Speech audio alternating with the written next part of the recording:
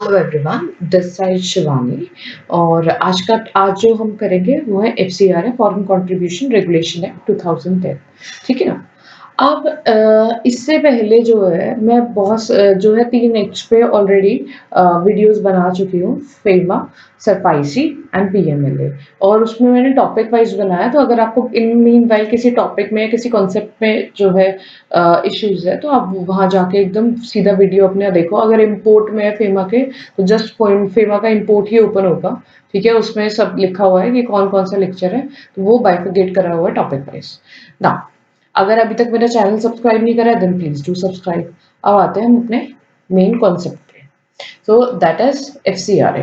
तो FCRA act क्यों आया? मैंने जब फेमा स्टार्ट कराया था, तब मैंने आपको बताया कि फेमा जो है, हमें ये नहीं पता था जब हमारा बाहर से, जब ग्लोबलाइजेशन जो है स्टार्ट हुआ, कंपनीज जो है इंडिया के बाहर और बाहर की इंडिया, तो हमें एक्सचेंज का नहीं पता था कि मतलब हमें अगर सामान के कोई इंडिया के बाहर से मंगाना है, ठीक है, तो हम उसको पैसा देते, पर कोई रूल्स नहीं थे कि कैसे, किस वे में करा जाएगी चीजें। ठीक है, कोई इंडिविजुअल कितने पैसे बाहर भिजवा सकता है, किसी चीज के लिए कोई रूल नहीं था। तो इसके लिए आया फेमा।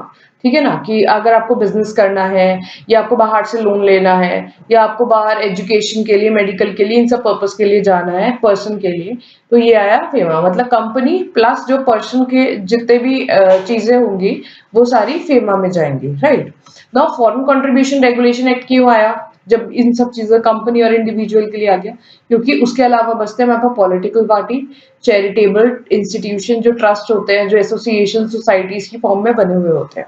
ठीक है, उनको आता है ह्यूज डोनेशन फ्रॉम फॉरेन। उनको फॉरेन से जब डोनेशन आता है, तो फिर अब गवर्नमेंट क्या चेक करती है? अब एनजीओज दिखाते हैं कि हम, हमारा जो है कोई पर्पस है।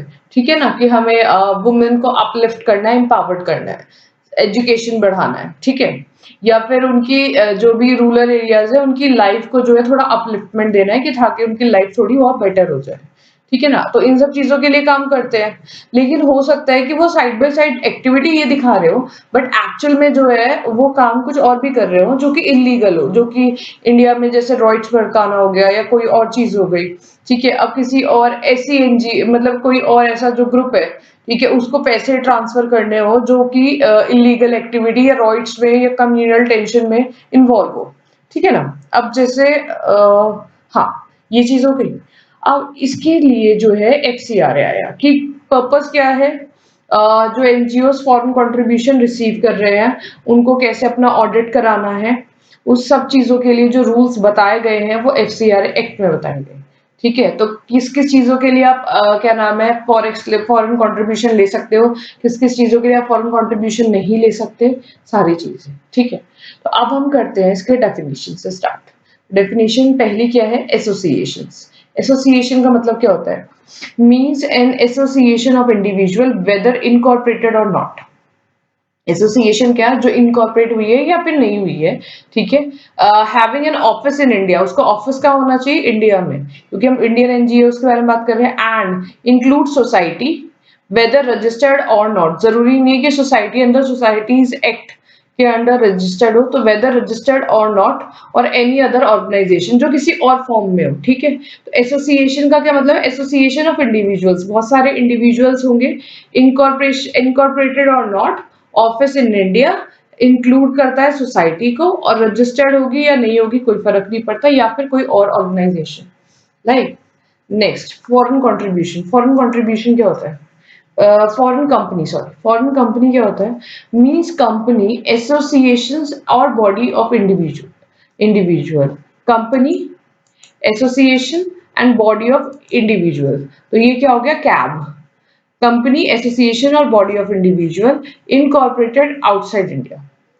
ठीक है, तो फॉरेन कंपनी क्या हो गया? जो इंडिया के बाहर इनकॉर्पोरेट हुई है। ठीक है, अब उसमें कोई भी हो सकता है, वो कंपनी भी हो सकती है, एसोसिएशन भी हो सकती है, बॉडी ऑफ इंडिविजुअल भी हो सकती है। Includes foreign company under section 2 clause 42, companies act 2013। Companies act 2013 में 2 सबसेक्शन 2 क्लॉज 42 के अंदर जो है फॉरेन कंपनी दे रखा है। ठीक है, now subsidiary of foreign company और एमएनसी। ठीक है, तो फॉरेन कंपनी का मतलब क्या हो गया? फॉरेन कंपनी इटसेल्फ, उसका सब्सिडरी, और मल्टीनेशनल कंपनी को भी हम एमएनसी, वो जो है फॉरेन कंपनी ही कहते हैं, क्योंकि वो मल्टीपल नेशंस में होती है। नाउ फॉरेन कंट्रीब्यूशन क्या होता है? फॉरेन कंट्रीब्यूशन होता है डोनेशन, डिलीवरी और transfer made by any foreign source. ठीक है, तो डोनेशन, डिलीवरी और ट्रांसफर, डीडीटी, ठीक है, dividend distribution tax, donation, delivery और transfer made by any foreign source, किसी भी फॉरेन सोर्स से जो है डोनेशन, डिलीवरी और ट्रांसफर हुआ हो, where an article is given for personal जो है यूज और gift, value not more than जो है 1 लाख। अगर आर्टिकल, ठीक है, तो foreign contribution, donation, delivery made by foreign source, ठीक है, article value not more than 1 lakh, any currency whether Indian और फॉरेन, और any security including foreign security. तो ये सारे के सारे क्या होते हैं, ये उसमें आ जाते हैं। स्टडी मैट में ये आर्टिकल 25,000 तक दे रखा है, ठीक है ना। लेकिन स्टडी मैट के ही एक क्वेश्चन के अंदर जो है लिमिट 1 लाख तक दे रखी है, और ये एक्चुअली 1 लाख रिवाइज हो गई है। ठीक है, तो स्टडी मैट में अगर 25,000 दे रखा है तो उसको देख के ना आप कंफ्यूज मत हो, ठीक है ना। डीम्ड फॉरेन कंट्रीब्यूशन क्या होता है? माना जाएगा कि वो फॉरेन कंट्रीब्यूशन है, ठीक है। तो ये क्या हो गया? ये हो गया ये डोनेशन, डिलीवरी और ट्रांसफर, डीडीटी, डोनेशन, डिलीवरी और transfer of any security, currency and article by any person who has received it from the source shall be deemed to be foreign currency whether directly और indirectly.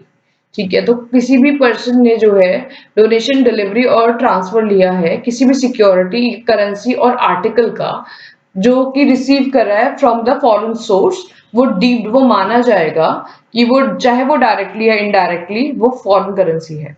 Now person receiving foreign contribution who have been granted a certificate of registration.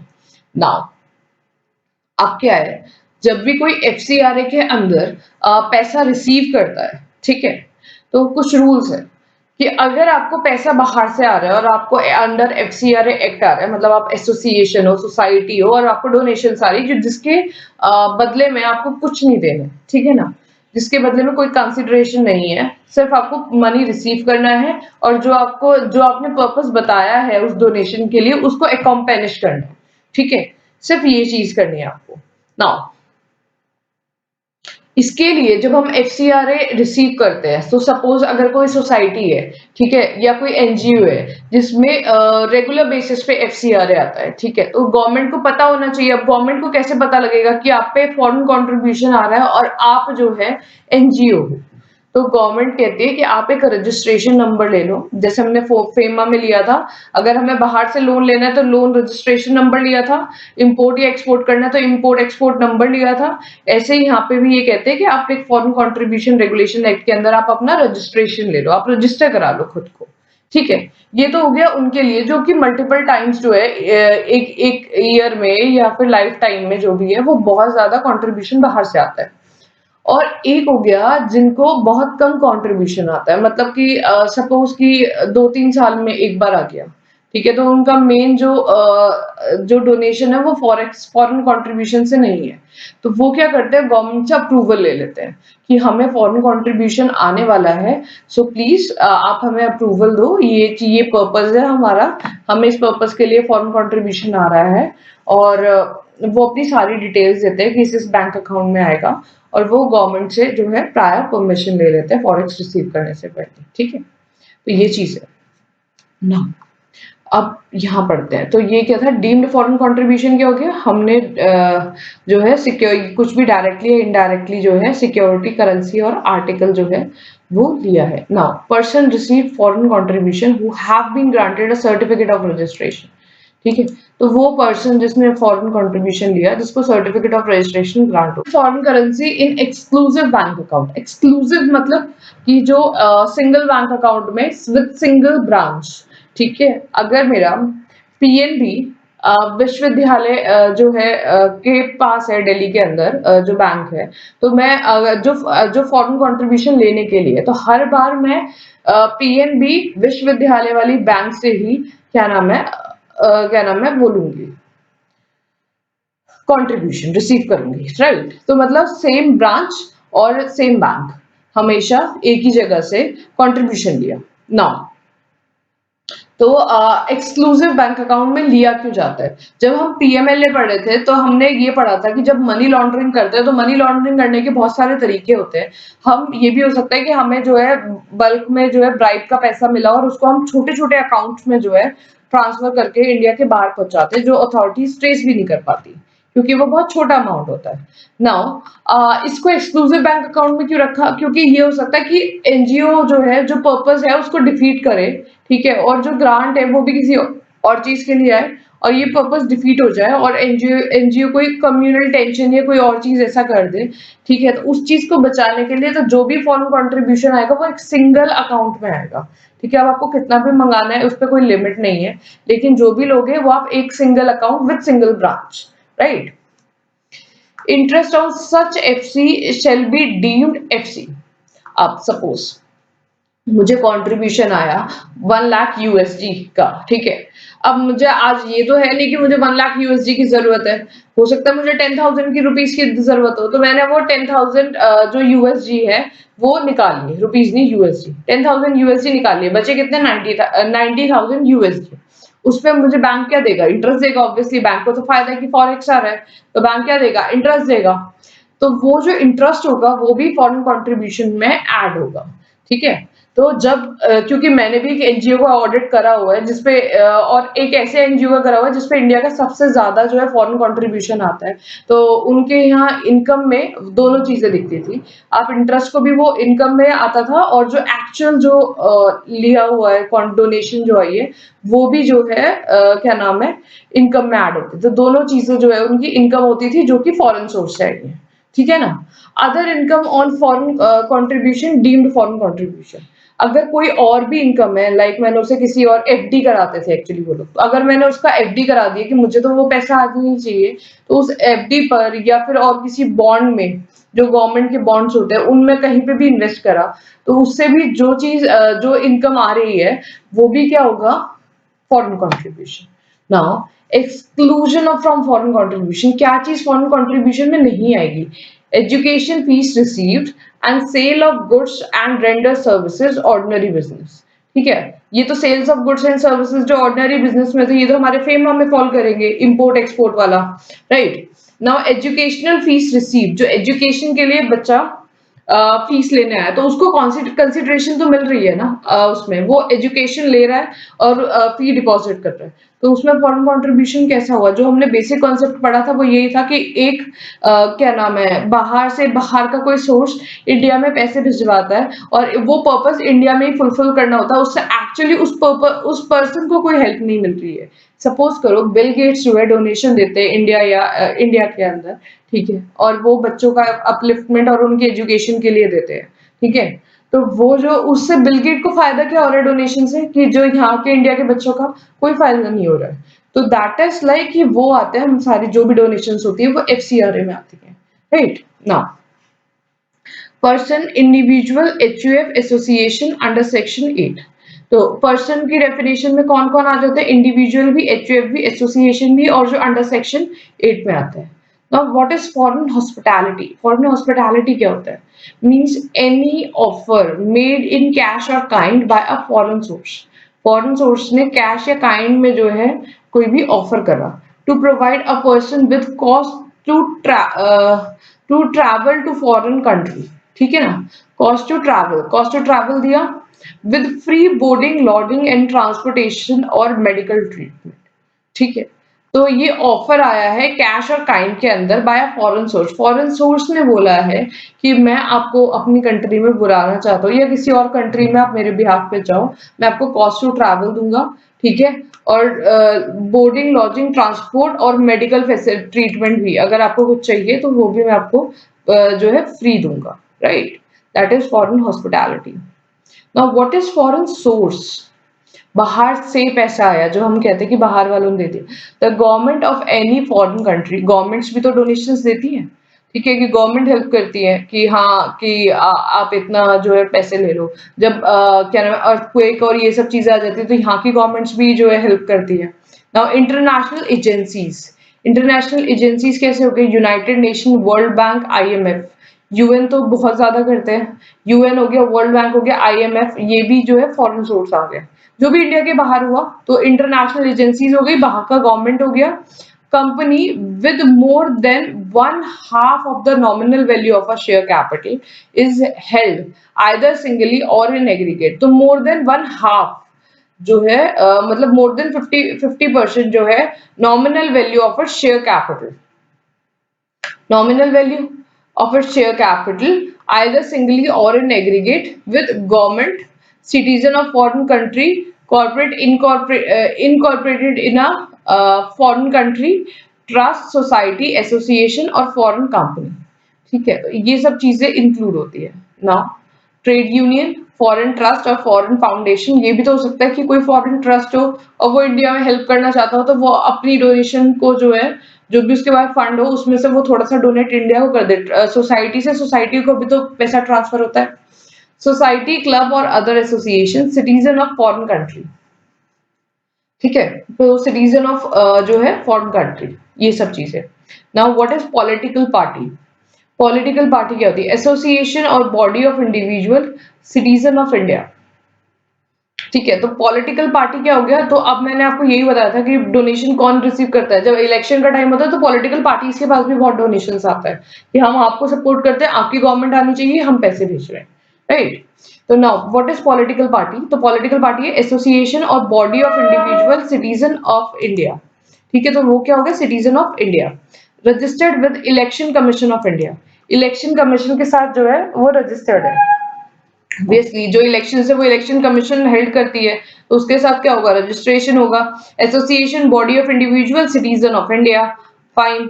Setup candidates for election, election के लिए जो candidates to any legislature but it is not so registered और deem to be registered with election symbol.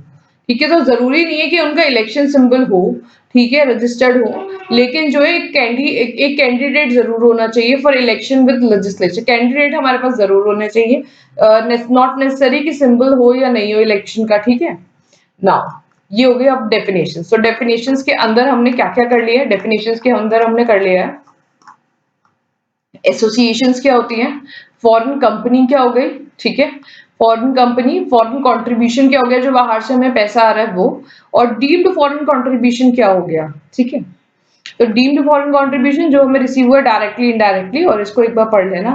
ठीक है, include exclude क्या करते हैं foreign contribution से? एजुकेशन, सेल और गुड्स, और इंक्लूड क्या करते हैं? कोई भी इनकम आई हो या इंटरेस्ट इनकम हो वो, और सिंगल बैंक अकाउंट में आता है। ठीक है, person means individual, HUF, association under section 8। ठीक है, पर्सन का ये हो गया। ठीक है, फॉरेन हॉस्पिटैलिटी मतलब क्या हो गया? एनी ऑफर कैश और काइंड में फॉरेन सोर्स से मिला है, ठीक है, जिसमें मुझे फ्री का ट्रैवल मिल रहा है, बोर्ड, लॉजिंग, ट्रांसपोर्टेशन और मेडिकल ट्रीटमेंट। फॉरेन सोर्स का क्या मतलब हो गया? कोई भी गवर्नमेंट, कोई भी इंटरनेशनल एजेंसी जो कि फॉरेन की हो, ठीक है ना, इंटरनेशनल एजेंसीज तो वर्ल्ड वाइड होंगी। Company with more than one half of the nominal value of the जो है शेयर कैपिटल। तो government, citizen, corporation, trust, foreign, right. Trade union, foreign trust, society और citizen of foreign country, person के हिसाब से, individual capacity में भी। Political party क्या होता है? Political party means association of body of individual citizen of India registered with election commission of India. ठीक है, सेटअप कैंडिडेट्स फॉर इलेक्शन, मतलब सिंपल जो है कि उसका एक रजिस्ट्रेशन सिंबल हो या ना हो, ठीक है, वो लेकिन रजिस्टर्ड होनी चाहिए इलेक्शन कमीशन ऑफ इंडिया के साथ। कैंडिडेट्स उसके पास जरूर होने चाहिए, और कुछ भी हो सकता है, एक एसोसिएशन और इंडिविजुअल भी। नाउ डेफिनेशंस पार्ट हमारा डन हो गया। सेक्शन 3 से अब एक्ट स्टार्ट होता है प्रॉपर, तो उसके अंदर है prohibition on acceptance of foreign currency. अब एक्सेप्ट करने के लिए जो फॉरेन करेंसी, उसमें प्रोहिबिशंस क्या क्या लगा रखे हैं? Certain persons and organisation prohibit from acceptance of foreign contribution. ठीक है, तो कुछ जो है पर्सन भी और ऑर्गेनाइजेशन भी प्रोहिबिटेड है। कौन कौन नहीं ले सकता foreign country? Candidates for elections, जो इलेक्शन के लिए जो कैंडिडेट्स खड़े हैं वो, प्लस जो है कॉलमनिस्ट। ठीक है, कॉलमनिस्ट मतलब पेड मीडिया, मीडिया को इन्फ्लुएंस करना कि आप पैसे दे दो और आप छपवा लो कुछ भी। Correspondent, cartoonist, editor, owner. ठीक है, तो एक मिनट, ये सारे के सारे न्यूज़पेपर से रिलेटेड है। ठीक है, तो 3C, कॉलमनिस्ट, कार्टूनिस्ट, कॉरेस्पॉन्डेंस। ई मतलब एडिटर, ओ से मतलब ओनर, ऑफ प्रिंटर भी और पब्लिश।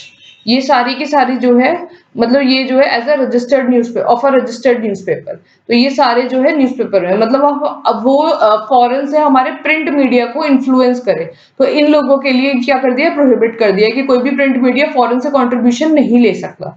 ठीक है, कैंडिडेट्स फॉर इलेक्शन, ठीक है, इलेक्शन से जो है कैंडिडेट ना, जज और गवर्नमेंट सर्वेंट एम्प्लॉइज एक्सेट्रा, तो कोई जज भी और कोई गवर्नमेंट सर्वेंट भी नहीं ले सकता फॉरेन से contribution.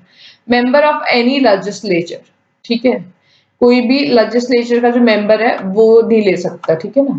Political party, organisation of political nature, ठीक है, पॉलिटिकल नेचर की कंपनी और association engaged in production and broadcast of, तो कंपनी और एसोसिएशन जो कि इंगेज है प्रोडक्शन में और ब्रॉडकास्ट में of audio news, audio visual news and current affairs of programme. तो ये भी क्या है जो है मतलब यहाँ पे क्या हुआ, यहाँ पे तो हमने प्रिंट मीडिया को कंट्रोल करा, ये आप नहीं कर सकते। यहाँ पे इन्होंने क्या करा है, audio news, radios, audio visual news, audio visual जो टीवी पे नॉर्मल न्यूज आती है, और करंट अफेयर्स के जो प्रोग्राम है, तो इन ये लोग भी जो प्रोडक्शन और इनका ब्रॉडकास्ट में जो लोग इन्वॉल्व है, पूरा जो साइकिल है, वो लोग भी जो है पैसे रिसीव नहीं कर सकते। ठीक है, फिर पॉलिटिकल पार्टीज नहीं कर सकती, ठीक है, कोई पॉलिटिकल का जो इलेक्शन का कैंडिडेट है वो नहीं कर सकता, मेंबर ऑफ एनी लेजिस्लेचर वो भी नहीं कर सकता, और जज और गवर्नमेंट सर्वेंट भी नहीं कर सकते। ठीक है, थ्रू एनी इलेक्ट्रॉनिक मोड और एनी अदर इलेक्ट्रॉनिक फॉर्म और एनी अदर मोड जो है ऑफ मास कम्युनिकेशन, ठीक है ना। और ये जो भी ऑडियो ऑडियो विजुअल और करंट अफेयर्स वाले हैं, ये इलेक्ट्रॉनिक मोड और एनी अदर मोड जो है मास कॉम के वो ना। Prohibition on person receiving any currency from a foreign source on behalf of some other person, ठीक है, तो प्रोहिबिशन ऑन पर्सन, ठीक है, अब हमें क्या करना है कि उस पर्सन को ही प्रोहिबिट करेंगे जो on behalf of some other person जो है फॉरेन कंट्रीब्यूशन रिसीव करे, ठीक है, मतलब डायरेक्टली नहीं, indirectly on behalf of some. If a person receive foreign contribution on behalf shall not deliver such currency, ठीक है, तो मुझे कोई ए पर्सन है, उसको फॉरेन कंट्रीब्यूशन आया और उसने कहा कि मेरे बिहाफ पे जो है शिवानी वो फॉरेन कंट्रीब्यूशन रिसीव करेगी, तो वो क्या कर सकता है, वो प्रोहिबिट करता है। अ person receive foreign contribution on behalf of other not deliver such for, वो डिलीवर नहीं कर सकता, ठीक है, किसको नहीं डिलीवर कर, any person other than the person for which it was received. अगर वो ए को मिला है तो वो कि क्या शो होना चाहिए जो ट्रांजेक्शन हुई है, कि वो ए से पहले ए ने बोला कि नहीं ये मेरे बिहाफ पे जाके ले लेगी, तो मैंने बिहाफ पे उनके ले लिया, लेकिन मैं किसको दूंगी, ए को ही दूंगी, किसी और पर्सन को नहीं दे सकती उसके बिहाफ पे। और any other person if he no shall deliver intend to deliver to such person, ठीक है, तो और किसी अदर पर्सन को भी मैं नहीं दूंगी if he knows shall deliver और intend to deliver to such person, right, ठीक है, तो किसी अदर पर्सन को भी वो डिलीवर कर दे, लाइक मैं किसी और को दे दूं और वो फिर किसी और को दे दे, तो ऐसे भी नहीं होगा। ठीक है, तो हमें देना किसको है, जिसके लिए वो एक्चुअल में पैसा आया है वो उसके नाम पे ही दिखना चाहिए, ठीक है, गोल गोल ट्रांजैक्शन नहीं घूमनी चाहिए, क्योंकि ये क्या है, foreign contribution. Now section 4, section 4 क्या है, no prohibition on acceptance of foreign contribution by any person covered under section 3, कोई प्रोहिबिशन नहीं लगेगी एक्सेप्ट करने पे जो लोग अंडर सेक्शन 3 में आ रहे हैं, foreign contribution by way of salary, wages और अदर रेम्यूनरेशन, ठीक है, तो ये सब चीजें तो हमने फेमा में भी पढ़ी थी कि आप जो है जो भी अगर कोई फॉरेन पर्सन भी है तो वो अपनी नेट सैलरी जो है बाहर देश में दे सकता है, सेम हम लोग भी अपनी सैलरी जो है बाहर इंडिया में दे सकते हैं, कि अगर हमें सैलरी, वेजेस और अदर जो है रेम्यूनरेशन जो रिसीव हुआ है वो। Now ordinary course of a business जो है वो क्या है, गुड्स एंड सर्विसेज, ठीक है, तो या तो ऑर्डिनरी कोर्स ऑफ बिजनेस हो, फेमा के अंदर फॉल हो गया, ठीक है, इंटरनेशनल ट्रेड और कॉमर्स ओसीबी फेमा में था, प्रॉपर पूरा अलग टॉपिक, अमेंडमेंट है इस बार की।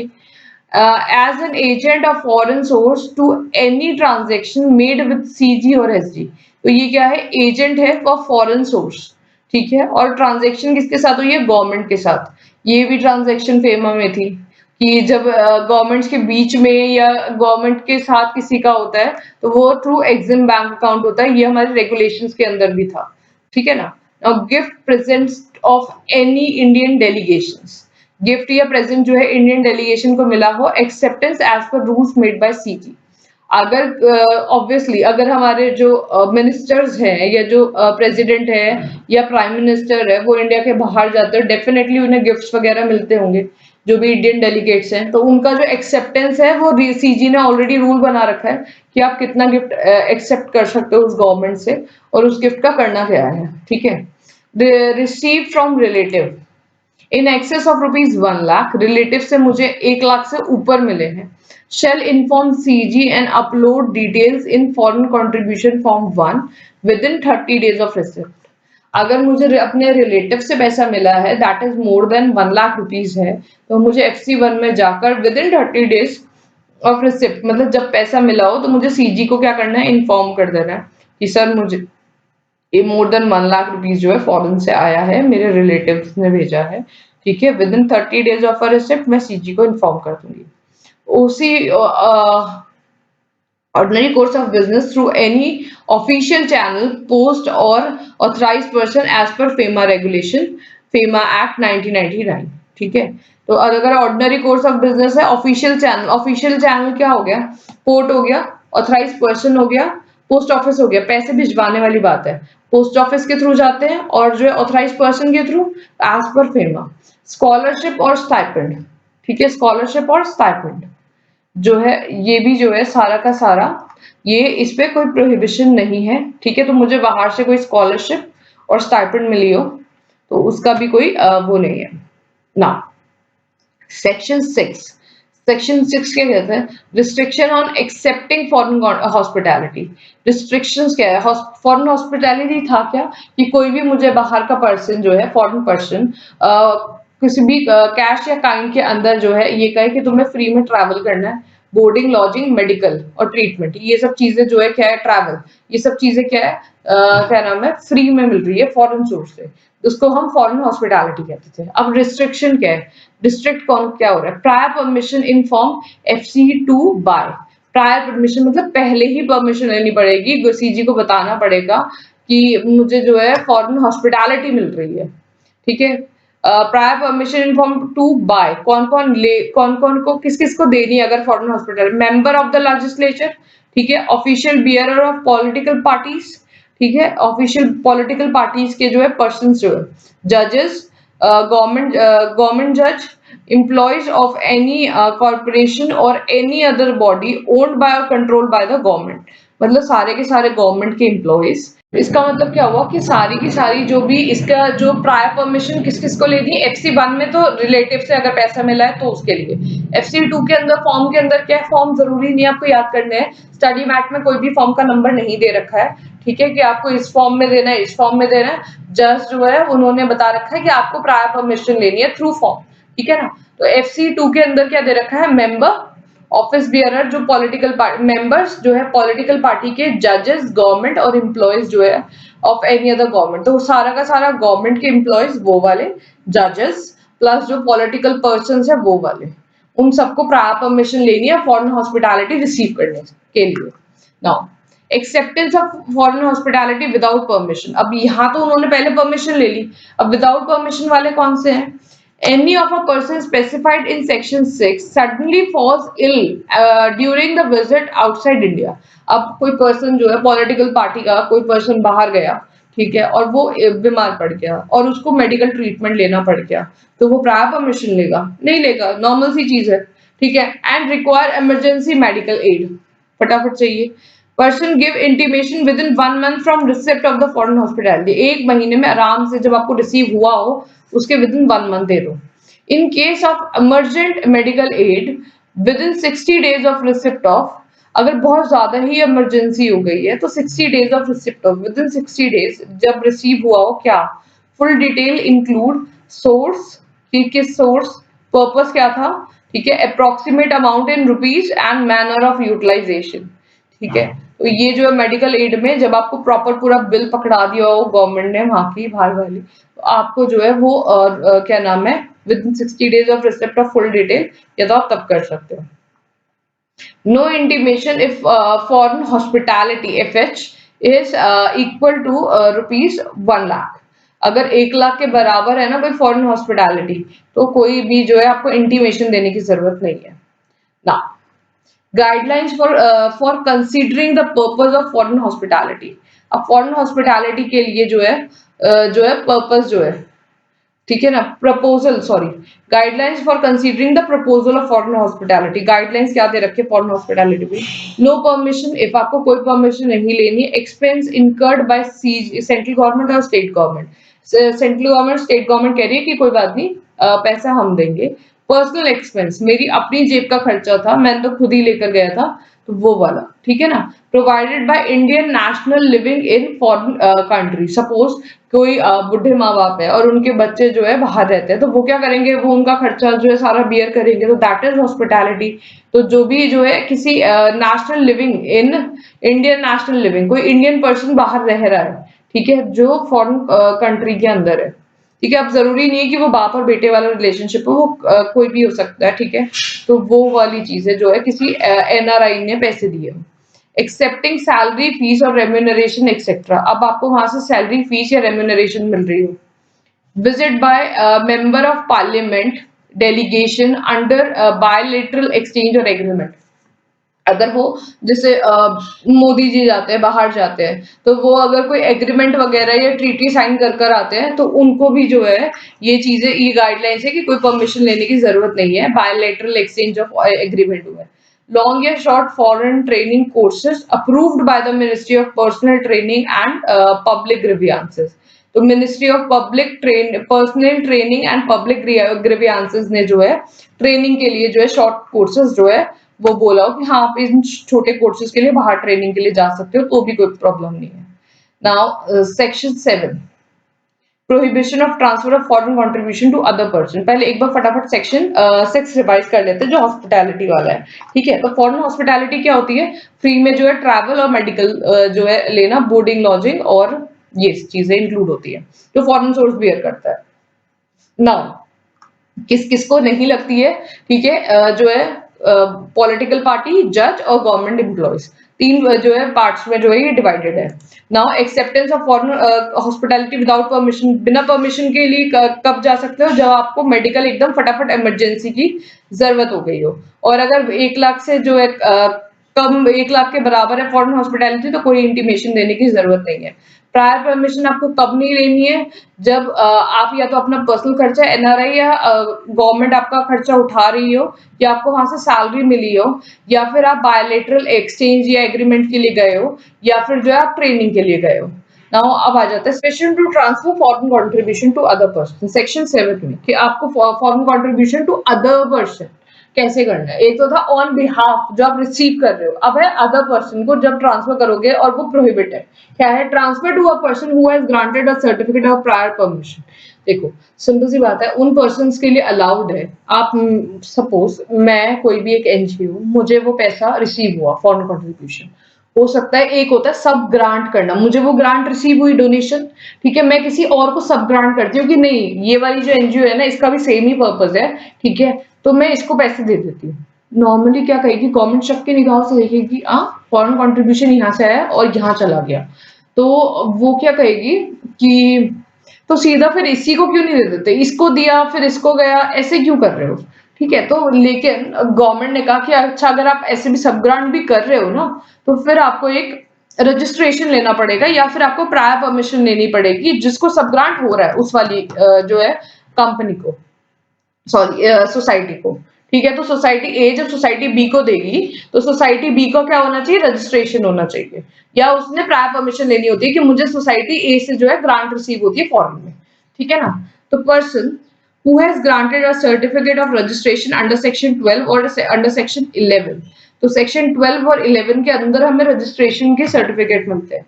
एक्चुअली सेक्शन 11 के अंदर तो हम रजिस्ट्रेशन के लिए अप्लाई करते हैं, सेक्शन 12 के अंदर हमें रजिस्ट्रेशन एक्चुअली मिलता है।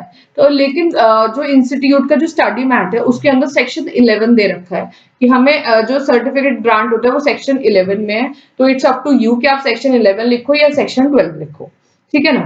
Person who has granted a certificate of registration और रिसीव्स एनी फॉरेन कंट्रीब्यूशन, ठीक है वो। May transfer without CG approval, CG का अप्रूवल लेने की जरूरत नहीं है, टू रजिस्टर्ड पर्सन जिसके पास ऑलरेडी रजिस्ट्रेशन सर्टिफिकेट हो, बोथ ट्रांसफरर और receiver ensure proper utilisation of foreign contribution, और वो यूटिलाइजेशन देंगे। सपोज एक जो है, जब हम एनजीओ में ऑडिट करते हैं तो हमें एक यूटिलाइजेशन सर्टिफिकेट जो है सीए अप्रूव करता है।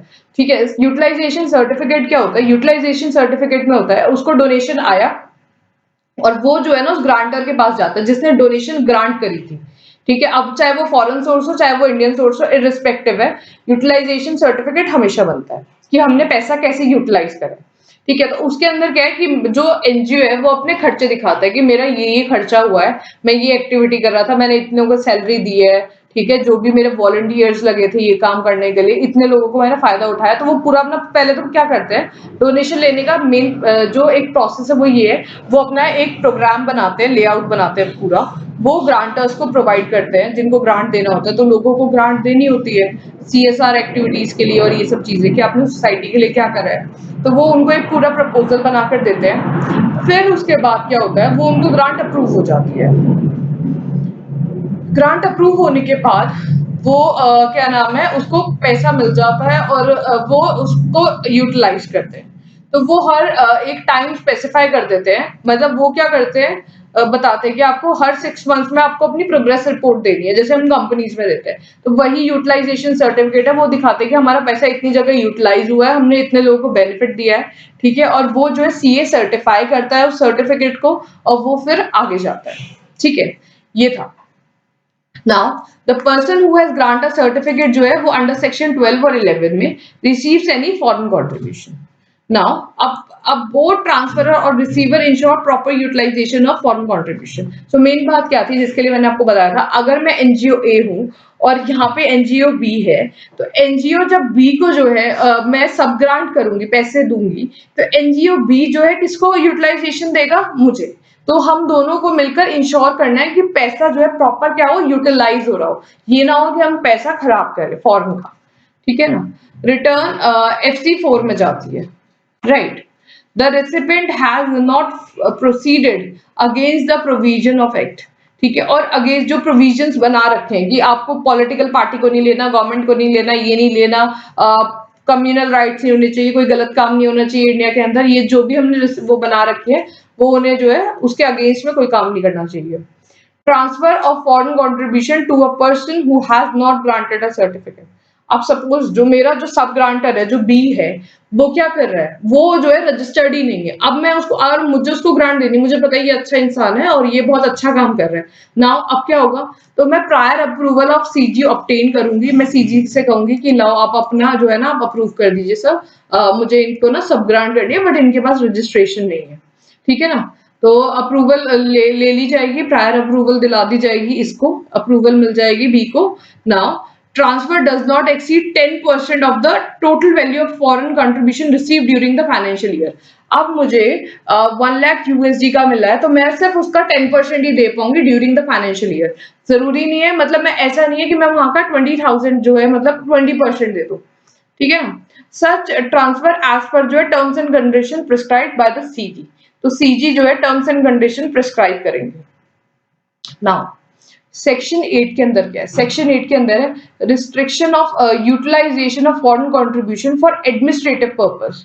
एडमिनिस्ट्रेटिव पर्पस के लिए जो है रिस्ट्रिक्शन है for utilisation of foreign contribution. ठीक है, तो utilize foreign contribution for the purpose for which the contribution has been received. Obviously, अगर मुझे बच्चों के अपलिफ्टमेंट के लिए मिला है तो मैं वुमेन एम्पावरमेंट उसको खर्च नहीं कर सकती। बेटी बचाओ बेटी पढ़ाओ के अंदर मिला है तो मैं उसी में जो है क्या नाम है पैसे जो है लगाऊंगा, जो कंट्रीब्यूशन है। Any foreign contribution or income thereon not used for speculative business. Speculative business क्या हो गया, जहां से मुझे एकदम हाई एंड प्रॉफिट होता हो, तो बहुत ज्यादा प्रॉफिट एक्टिविटी, वो प्रॉफिट एक्टिविटी में नहीं। तो जब भी अगर कोई फॉरेन का पैसा मिलता है ना और हमारे बैंक से एकदम से पैसा नहीं निकलता, तो वो जो जो एनजीओ है वो सिर्फ एफडीज वगैरह ही कराते हैं जिससे एक नॉमिनल और वो रिस्क फ्री होता है। जो भी रिस्क फ्री जो भी सिक्योरिटीज है ना, सिर्फ वो वहां इन्वेस्ट कर सकते हैं, स्पेकुलेटिव किसी बिजनेस में नहीं। ना इसको पढ़ते हैं। Any activity or element of risk of appreciation or depreciation, market linked forces including investment in mutual fund and shares. तो इनके क्या होता है, प्राइस फ्लक्चुएट होते रहते हैं, एप्रिसिएट और डेप्रिसिएट, तो यहाँ नहीं कर सकते कि शेयर मार्केट में पैसा लगाते। हाई रिटर्न इन्वेस्टमेंट, जिन पे बहुत ज्यादा रिटर्न होती हो, लाइक चिट फंड में और लैंड ऑफ सिमिलर एसेट। ठीक है, मतलब लैंड में, मतलब मैं उनसे लैंड जो है कोई प्रॉपर्टी परचेज नहीं कर सकती, चिट फंड नहीं, और जो है सिमिलर एसेट कोई भी ऐसे ही जो बहुत ज्यादा रिटर्न्स जिसकी ज्यादा हो। डेप्ट based secure investment is not speculative investment, secure investment है, ठीक है, और डेट बेस्ड है, मतलब उसमें मुझे रेगुलर इंटरवल पे इंटरेस्ट मिलता रहेगा, तो वो जो है कोई भी स्पेकुलेटिव बिजनेस में नहीं आती है। Now registered person under section 11 और 12, तो 11 और 12 का कॉन्सेप्ट बता दिया था। Receives foreign contribution shall not defray sum not exceeding 50% to meet administrative expenses sorry. तो ये क्या होता है कि अगर एडमिनिस्ट्रेटिव एक्सपेंसेस क्या हो गया, जैसे मेरा सैलरी का हो गया, ट्रैवल का खर्चा हो गया, ठीक है, तो ये सारे डोनेशन के 50% के अंदर ही होने चाहिए, उससे ज्यादा नहीं होनी चाहिए, नॉट एक्सीडिंग 50%। ठीक है, तो ये सारी जब हम सीए ऑडिट करने जाते हैं एफसीआरए की, तो हम ये सब चीजें ध्यान रखते हैं कि एडमिनिस्ट्रेशन जो है वो विद इन 50% ही हो। ठीक है, तो सारे कंप्लाइंसेस प्रॉपर पूरे हो रखे हो। ठीक है, more than 50% financial contribution defray prior approval of CG.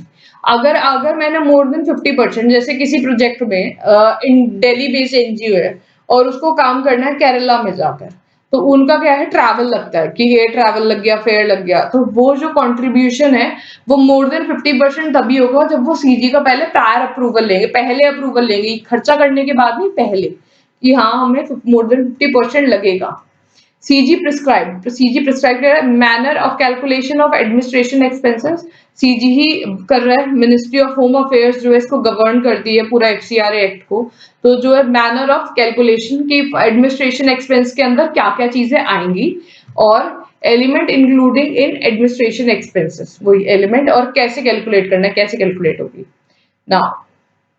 Section 9 में क्या है, ठीक है, तो हमने इसके जो सेक्शन 8 था वो ये था कि हमें स्पेकुलेटिव बिजनेस में नहीं करना है, ठीक है, फॉरेन कंट्रीब्यूशन और एडमिनिस्ट्रेशन में सिर्फ 50% और ज्यादा तो सीजी का अप्रूवल ले लो, ठीक है ना। Now power of central government to prohibit receipt of foreign contribution in certain cases, foreign contribution को रिसीव करने पे भी जो है रिस्ट्रिक्शन लगाई है, तो वो सीजी की जो है पावर में क्या आता है कि वो रिस्ट्रिक्ट किसको कर सकते हैं। CG prohibit other than section 3% 2, section 3% के अलावा और कौन से पर्सन है, ठीक है, और उनको क्या क्या प्रोहिबिट कर सकते हैं, not receive foreign contribution, prior permission before accepting, accept करने से पहले, furnish intimation regarding foreign hospitality section 6 में, सोर्स और मैनर, सेक्शन 6 में फॉरेन हॉस्पिटैलिटी का था, और सेक्शन 11 में फॉरेन कंट्रीब्यूशन, सोर्स, मैनर और उसका पर्पस। सेक्शन 11 में जहां हम रजिस्ट्रेशन के लिए अप्लाई करते हैं, ठीक है ना, तो उसमें फॉरेन कंट्रीब्यूशन, सोर्स, मैनर और purpose. Criteria for imposing prohibition, क्या क्राइटेरिया है, किस बेसिस पे इम्पोज करें, प्रोहिबिट करेंगे। If a CG satisfied that foreign contribution और foreign hospitality likely to affect करेगी sovereignty and integrity of India, मतलब मैंने ये बताया था कम्युनल राइट्स, पब्लिक इंटरेस्ट के जो है खिलाफ जो काम करेगी, ठीक है, public interest, freedom and fairness of election to any legislature, वो पॉलिटिकल पर्सन नहीं ले सकता था, friendly relation between two foreign state, हमारी दो जो है जो दोस्ती है उसको खराब करना, harmony between religious, racial, social, linguistic और रिलीजनल ग्रुप, कास्टेस एंड कम्युनिटीज। तो ये जो है इन सब के जो क्राइटेरिया जो है इम्पोज करा हुआ है, इन शॉर्ट कि इंडियन गवर्नमेंट को ये लगे कि ये तो कुछ गड़बड़ कर रहा है, तो उसको कहेंगे कि आप हर बार जितनी बार भी आपका फॉरेन कंट्रीब्यूशन आ रहा है ना, आप वो बताओ कहाँ से आ रहा है, जो फॉरेन कंट्रीब्यूशन भी, फॉरेन हॉस्पिटैलिटी भी, और उसका सोर्स बताओ और मैनर बताओ, और यहाँ जो है फॉरेन कंट्रीब्यूशन का पर्पस बताओ। फॉरेन हॉस्पिटैलिटी में तो घुमाते हैं बाहर ट्रैवल और मेडिकल के लिए, और फॉरेन कंट्रीब्यूशन के अंदर क्या है, ये पर्पस, ठीक है। तो ये सारी चीजें हो गई हैं, तो आज का जो है अभी लेक्चर में अभी इतना ही, इतनी वीडियो है, उसके बाद विद इन मुझे लगता है 2 और वीडियो बनेगी और जो है एफसीआरए खत्म हो जाएगा। और अगर अभी आपको क्लास अच्छी लग रही है then please do hit the like button. Thank you.